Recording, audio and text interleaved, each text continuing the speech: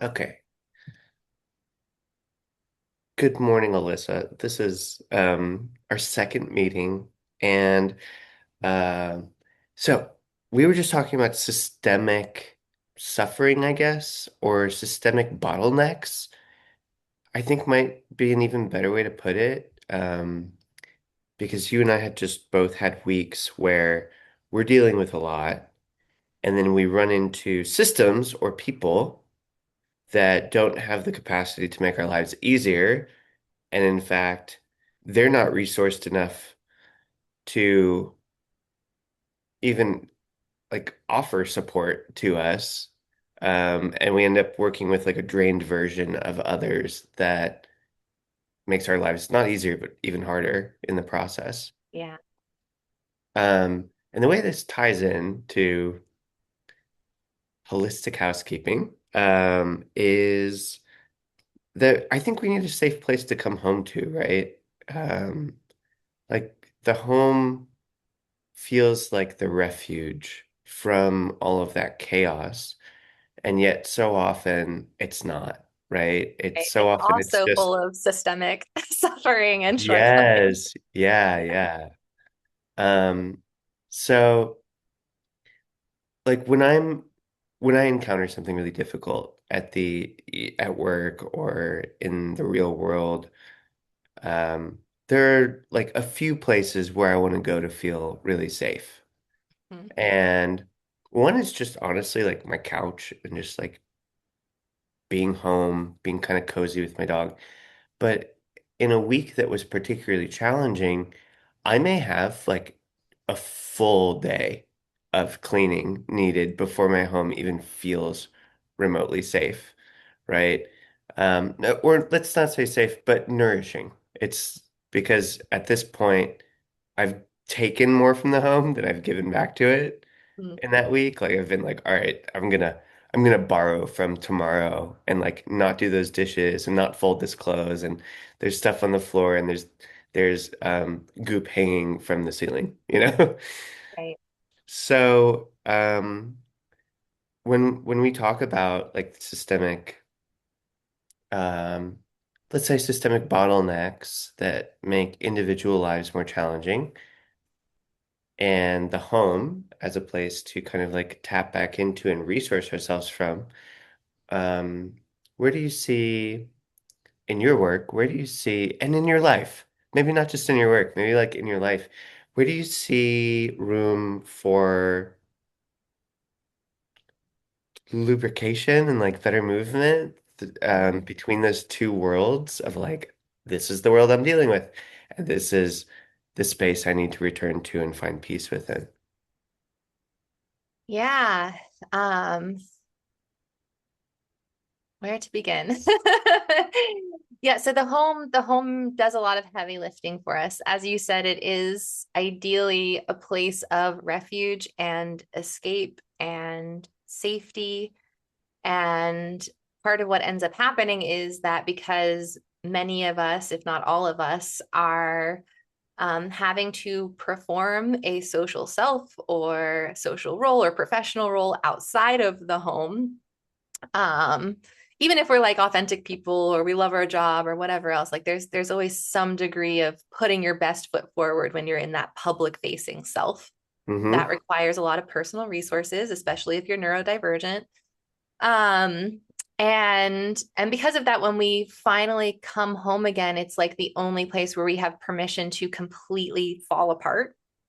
Mm-hmm. And when there are children involved, spouses involved, and you're in this like nuclear family configuration, that can show up as, relationship dynamics or even some degree of familial dysfunction or cycling through phases of familial dysfunction and then working through it and being okay for a while and then life gets hard again and now it's dysfunctional again. Um, and and part of what's happening there too is like all of our energy is going towards these roles and pursuits outside of the home, accessing community outside of the home, outside of the nuclear family, or if we're single, like developing friendships and things outside of our home, pursuing some kind of alternative form of community, whatever the thing is. And things like cleaning and tending to our space become deprioritized over and over and over again. Um, or there's like sincerely just not enough time, not enough energy to do those things during a busy, stressful week. So then we come home and the environment itself is definitely not a source of refuge, but a constant reminder of the never ending to do list or all the things we're behind on. We feel like we're behind, even though that to do list is never ending and that is its nature. So can't really be behind, but yes, bottlenecks are real. Things get stopped up and we fall into negative feedback loops where it's overwhelming, so we avoid it, and then it builds up even more, and then it's even more overwhelming, so we keep avoiding it. Mm, Or we can't find anything, so then we repurchase things, and then we have all of this clutter. Or we try to solve a problem, so we purchase something new, but then it's not quite right, and we can't make a decision about whether to use it or return it, so it just sits there on a surface. And then the surface slowly over time holds all of these delayed mm. decisions. And clutter compounds through lots of different kinds of negative feedback loops like this. Um, so so yeah, in terms of like what can we do, to restore some sense of home as sanctuary. um in a practical sense, we can start to take inventory and kind of get real with ourselves about how many personal resources are available to us right now. um Sometimes it's not much, so we have to rely on things like disposable paper plates, even if we want to be a good environmentalist. Or we have to, severely reduce the amount of belongings we're responsible for, because it's just not within our capacity. We don't have the personal resources to manage our children's chore charts every week or whatever. So it's just easier to be like, you know what, we've got 3 baskets of toys. You're welcome to dump them out and never clean them up because it's super easy to deal with. And maybe the rest is just going in bins in the basement for a while, or I'm just getting rid of all of it if I'm the kind of person who can do that. Um, and and then also, it's about adjusting expectations of our, not just ourselves, but of life. When we know that these systemic, shortcomings are just always going to be part of living in this society. Um, I think anybody who's personal growth oriented or interested in therapy or mental health can easily start to believe that healing means transcendence, even if it's unconscious, an unconscious belief. And that is simply never the case. In fact, I don't even like to use the word healing anymore because of all the implications that come with that.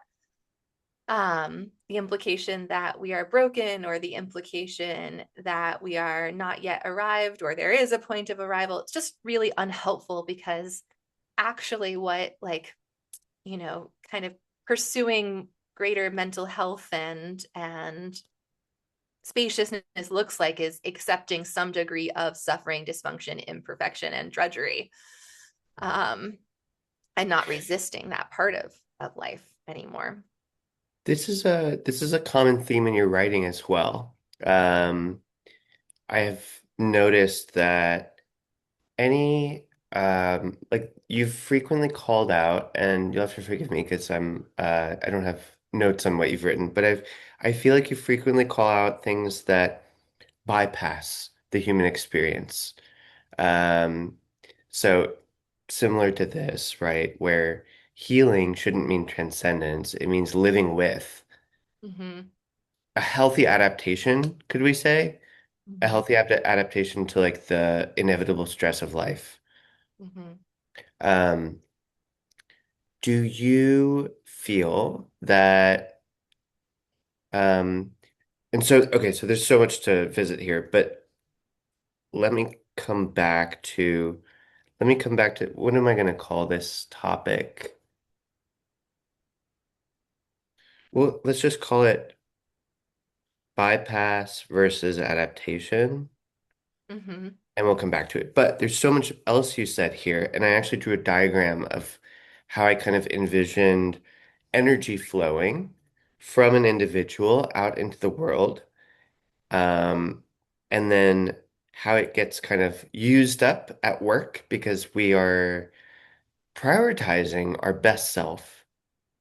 And when I hear that, I also hear and there's different versions of that, right? Like part of that is I'm giving more than I even have capacity to give because this is part of my mask for the world is like high achiever, performance oriented. This makes us feel safe because Survival, because the people livelihood. around us are like they're doing a good job because they're Mm-hmm. exhausting themselves on my behalf, right?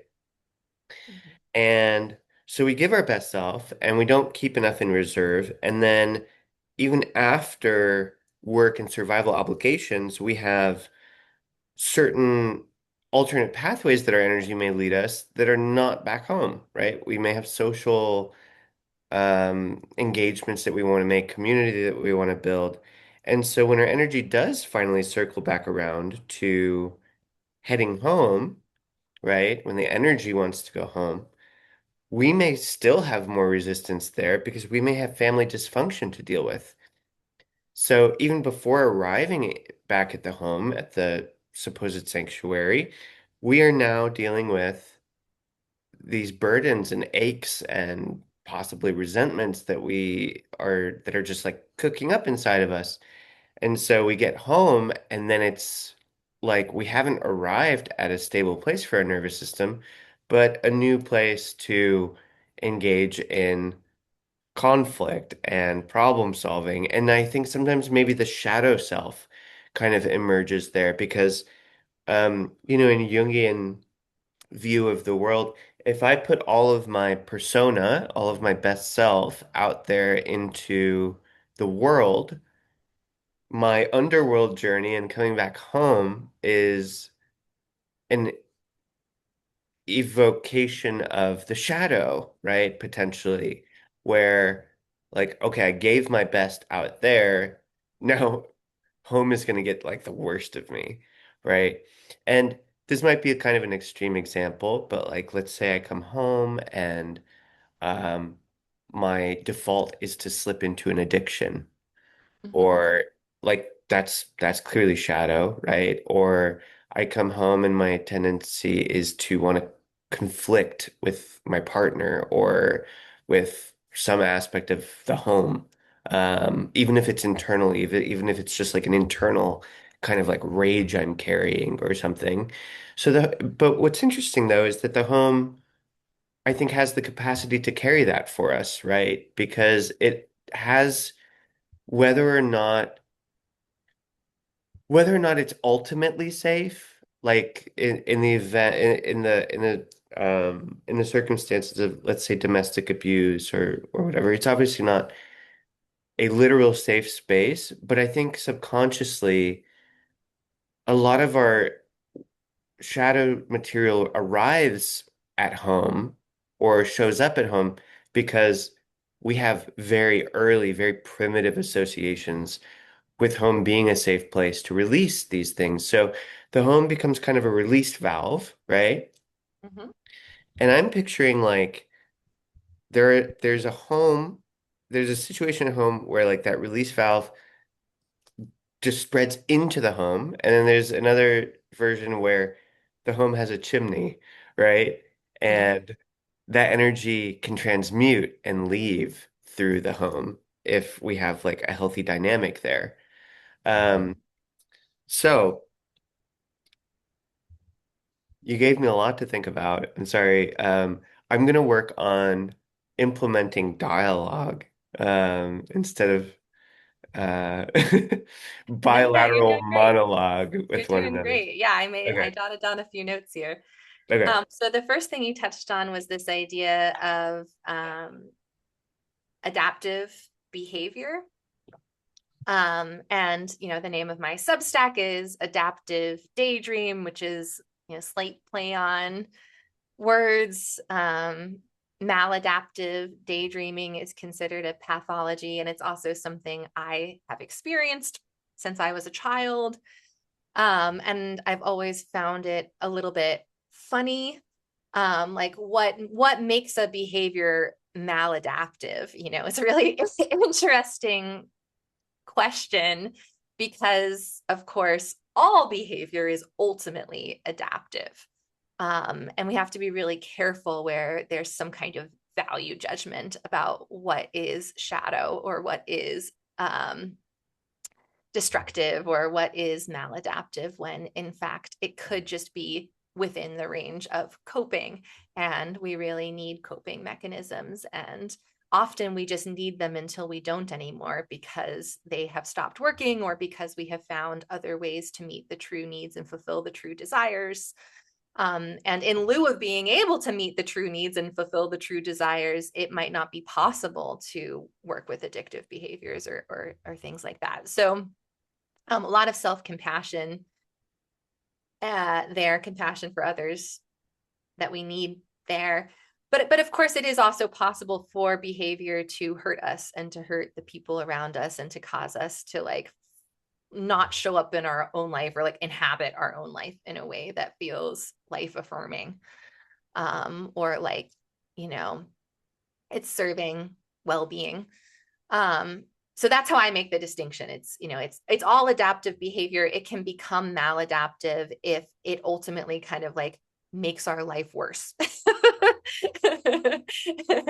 um, and we get a lot of leeway to like cope in any way that we need to cope. And I definitely encourage clients to just focus on the metacognition wherever there's a kind of like coping behavior, because sometimes sometimes we can't not do the thing or start a healthier way of doing something. And if we just recognize it for what it is over a long period of time, it makes it easier to eventually shift that behavior when circumstances or personal readiness are more aligned.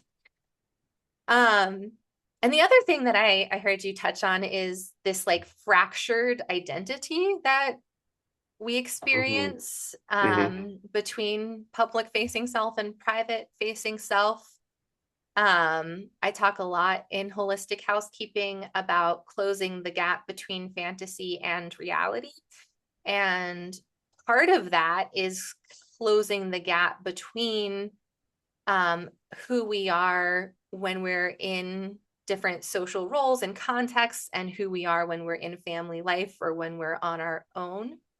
Hmm. Um, and and usually this will show up in some kind of frustration, like in my life, I feel that all of my best qualities as a human being, like my best qualities as a friend and a practitioner and a thinker and a writer, and even sometimes as a community member, they don't seem to translate to how I show up as a mother. And it's really bizarre and it's really frustrating. And there's something very wounded going on here for me.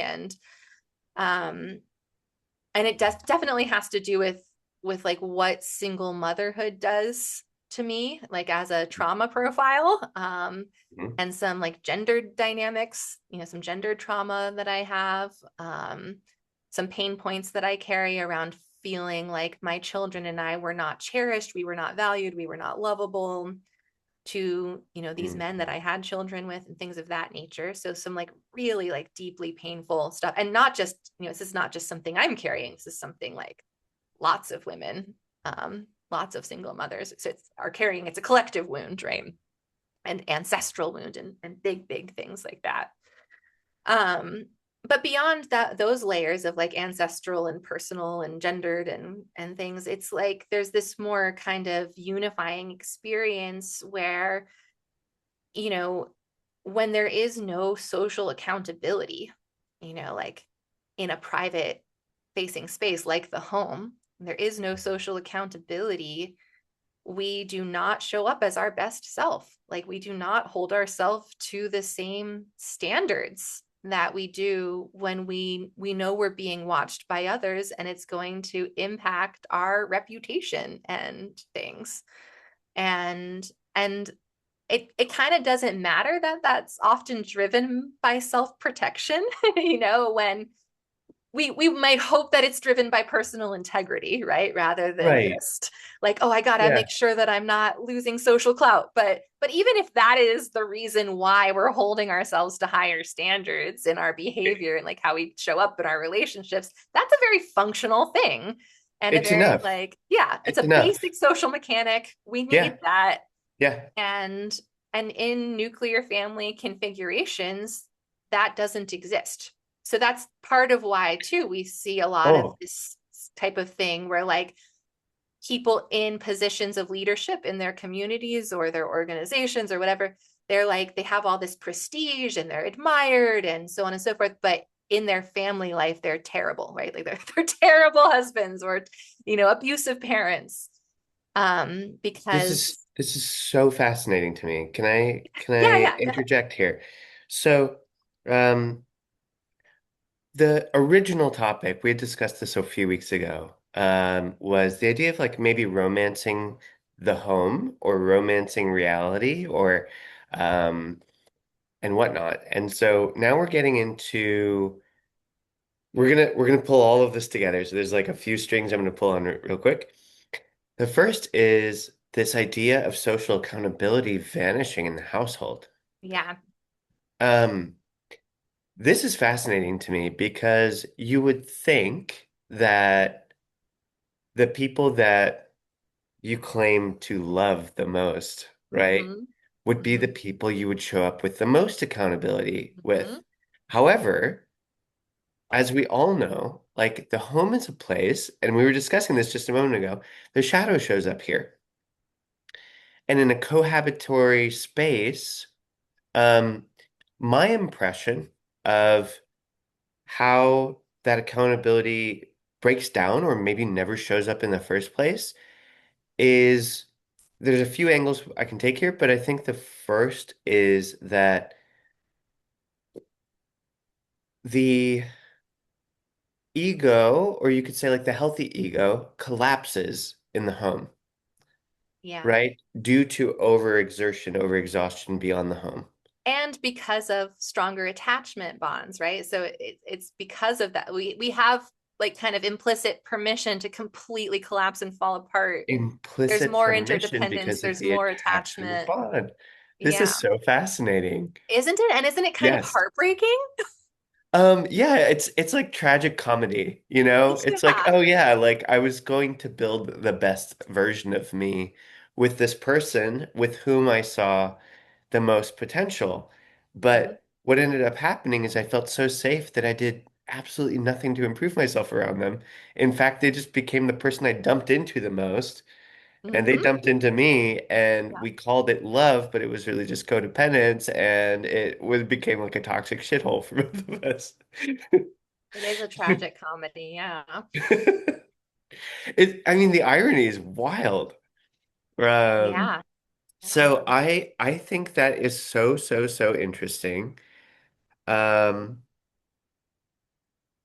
and another thought I had, and this is where some of my own, I'm super disinclined toward this language. So I'm not even going to use it. Never mind. But my own inclination is to, um, I'll use it a little bit. So I feel a kind of like masculine pressure, right? Like to Uh, be that boundary holder and the sort uh, of like, okay, if there's something dysfunctional going on in the home, maybe it's on me to say, hey, we're not actually showing up the way we were agreeing to before, or the way that's best for us, right? The same way I would if I'm managing a group of like 5 people in a project and nobody's performing to the qualities and standards that our clients expect of us, which I then use as leverage. I use that as leverage. I say, the client's not happy with this and I'm not happy with this. And so we need to improve these 5 things. And everybody's suddenly their best self for, another 48 hours or for another week or another month or whatever, because everyone agrees on the system of authority that we've put in place, right? And the ultimate authority comes down to, well, don't want to lose my job, you know? So there's a bit of like that insecurity there around the work. um, or I don't want to lose this client relationship. But you bring it into the home and somebody says, hey, this isn't how we were supposed to be showing up. But who do you point to? There's like no, you have to Right. point inward and say, like, I'm not Yeah. happy. Mhm. And I don't think you're happy either. Or like, Mhm. you seem so happy to the point where like I don't see you making any progress in your life. And I kind of need that from you because I see where this is headed, right? I see like you're using this as like a I'm so happy you have a place to land, but there's something else here that's kind of degrading as we overindulge in this aspect of attachment and harmony, Yeah. and that's becoming disharmonious. Yeah. And, a simpler way to frame it is, of course, just that we take for granted, the relationships and the things in our life that are most meaningful and valuable. Hmm. And it is only something that is deeply and profoundly meaningful and valuable that can be taken for granted. And also as a culture and as individuals, we struggle with maintenance. We struggle with having what we have and maintaining what we have and nourishing what we have over time. Hmm. And it can get really, really complicated in family life, in home life. For example, again, in my home, it's just me and two children. And Hmm. that means that I, of course, have to always be the adult. I'm not always the adult. I often regress to my childlike self, working on it, definitely working on it. Um, and I've been parenting for over 10 years now. I was really young when I had a kid, unplanned, unsupported, all these things. My first kid.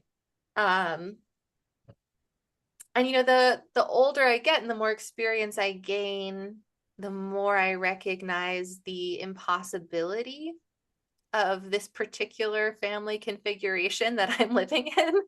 It's, human families were not actually meant to just be one mom and two kids. That is not remotely a sustainable, realistic, doable family model.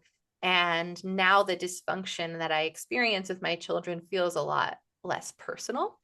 And I'm starting to think more creatively about how to address this outside of just addressing my own, things that I need to work on as a person and a parent, Hmm. which Hmm. that's still there. That still matters. I still need Hmm. to do that. I'm still doing that. But I also am starting to do things like just having friends over as often as I possibly can. Because the Hmm. moment another adult steps into my home, it breaks up these family dynamics. Hmm. And I am receiving social nourishment, which I like desperately need in order to keep Hmm. showing up for two high needs children on my own like this all the time. Hmm. Um, and it's just so apparent in the scope of my own life, like how much better, how much of a like better parent I can be when I get adult social feedback, instead of just being around my kids Ah, complaining all the time about everything that I ah, do and rejecting every mm, meal that I make. And, like if they are my only source of social feedback, it's a mm, parent-child relationship, it actually results in me feeling like crap about myself hmm. because of course I can't source accurate social mirroring from a child. In some ways I can. Like they impress me with like calling me out on my bullshit and all of that for Sure. sure. But like, the moment my friend comes into my home and is like, "Thank you so much for cooking dinner. This is really delicious." It's like a miracle. Like, these very, very mundane micro kinds of social mirroring and social feedback keep my psyche and my identity and my social accountability intact. Give me like a little bit of positive reinforcement and things. I really cannot be a like healthy, stable mother without it. I cannot be a healthy, stable mother without it. And also though, like of course we need the unconditional love of family. We need social spaces and relationships and private spaces where we can be completely unhinged. I mean, maybe not with other people like that, maybe go into the woods or write in your journal or whatever, but we need like unconditional love. We need to be our less than good selves and our less than best selves, and that is also healing and necessary. Um, but yeah, I even noticed this in my relationships with new friends or new acquaintances, especially with other women or people who can actually see my suffering, because I'm mostly in a supporting role in, professionally and personally. Whenever I encounter people who like see me clearly and see my suffering and can offer me grace and leeway and support, what tends to happen is that I completely fall apart. And I actually I'm working on this because like those are the relationships that I know I want to invest in. Like if it's a working relationship, for example, I was writing a blog for a therapist, a feminist therapist in Asheville, and she's super well educated about like the impossibility of being a working mother. And so she lets me fall apart and she lets me miss deadlines and she lets me disappear for months on end, and she never holds it against me because she understands that it's not an emergency. If like I'm not cranking out these blogs like a robot right now, Mm, and she's got her own shit she's dealing with her kids and mm, business. And but so I've been watching myself just not show up for this incredibly valuable professional relationship with someone I love working for who treats me like a human being simply because I have permission for once to be the one who isn't um who isn't the one who's like always keeping things going. And it's really tough. It's really tough to do that in those kinds of relationships when you're so starved for that permission to fall apart and be less than your best self. Um, so yeah, sometimes I like to think do, about do you playing. think do you think we need something like a third space to allow those uh let's say the conversation started here. Basically, it's like, why Yeah. do we come home and like drift or fall apart or things aren't taken care of, blah blah blah.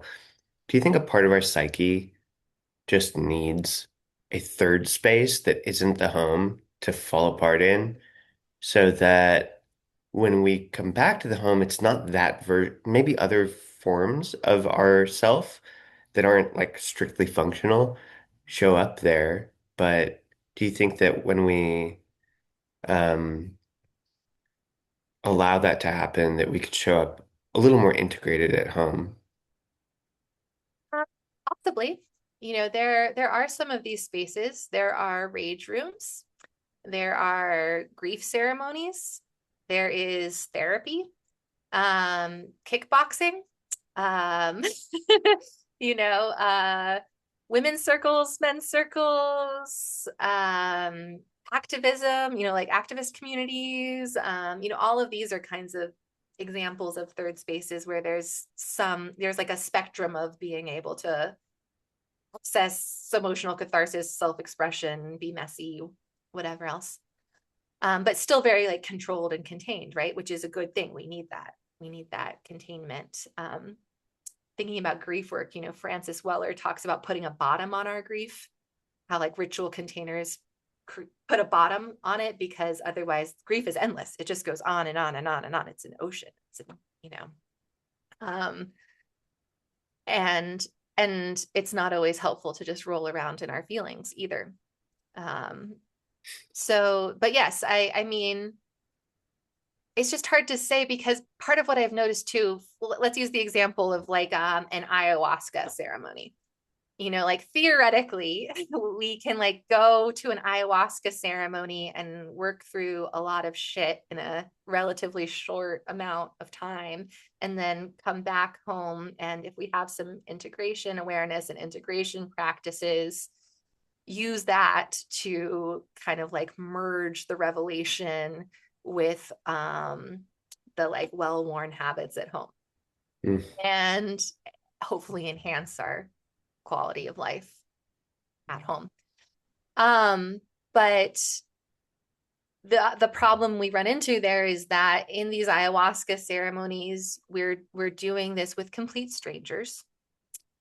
So we're not actually doing it with our family members or our friends or the people that we're in day-to-day community with. It's a very set apart experience from our home life. So I think that in and of itself can make it difficult or impossible to truly integrate. Hmm. And also some people do it as like a regular anchor point for sure. Um, but but not everybody does it that way. It might be a one-off experience. And there's like all of this dysfunction that can exist in these subcultures and communities around like cultural misappropriation and cultural appropriation, or people who don't have proper qualifications to be guiding others in this space, or it becomes like a sort of like wellness luxury item, or so on and so forth. So it's like yes, we need these third spaces, but also people try to do that, and also when they do try to do that, it comes with other limitations. And so Hmm. there's no like super easy answer. And what I find is that most of that stuff is kind of extreme, and in the kind of current state of the world and current state of our communities, it might be more helpful to just do things like host potlucks and start to develop deeper friendships. And then you and your friends can like run off to the woods for a weekend and have a fire and cry together. That sounds like a more integrated third space, and I love the simplicity of like a potluck, right? Yeah, we know Like how to do that. everyone contributes. We all just we get to have a good time together, and there's a catharsis in it, isn't there? Mhm. Like a good potluck or a good gathering where everyone's energy is kind of like contributed and received, but without performative pressure behind it. Everybody gets a bit of nourishment because we did get to perform a little bit. And I think we need that. That's like one of the conclusions I'm coming to from this conversation is that there's no part of the self and its like many different modes of operation that aren't necessary. It's just, are they getting a healthy expression or not? Mhm. And it sounds to me like, this thread of thought kind of started with third spaces and grief and falling apart and like, do you do that at home or do you do that with a therapist that you write blog posts for, or do you do that with friends over a fire, once every once per season or once a month, or whatever. Yeah, touch points are important. It has to Yeah, be regular. It's yeah. it's too easy in that busyness and burnout to be like, oh, whenever I can squeeze it in. So I'm also always experimenting with touch points and tradition as like part of the scaffolding that allows us to regularly process. And if you look at like certain indigenous traditions, they will like structure their whole life sometimes around ceremony and then preparing for the next ceremony and then having ceremony and then preparing for the next ceremony, right? Mm-hmm. So it's just like a very integral part of living with other people, because they know that like if we're not in some kind of like catharsis of the madness, for lack of a better way to explain it, then shit's gonna break down in our relationships. Um, Thank you so much, Alyssa, for all of the beautiful insight and thought processes that you contributed to this space today. I'm aware of our hard cutoff, and I don't want to press into it. Um, and my dog just howled, and I almost took it. Did you hear I that? did not. I saw you hearing something though. Yeah, yeah, he howled a big one. So I took that as like sometimes I just like to imagine that everything around me is kind of a signal as to the bigger picture. So I was just like, okay, that's a good timer, Yeah, Bill. yeah, it Thank feels you. like we're wrapping up. Before we do, though, I just want to say if anyone's listening to the audio, Kian is wearing an amazing hat today that Oh, says, "I'm so mentally stable. It's insane." So shout out to your hat. I really love that. shout out to my hat. Thank you. Thank you. Hat ran the interview today, really. It's my thinking cap. Yeah, yeah. Yeah, well, thanks so much for making the time to chat again. For sure. And yeah, maybe we can pick it up again another time. I think we should. And if you wanted to wrap up the recording, we could potentially have a brief conversation about that. Yeah? All right, sounds good. Okay.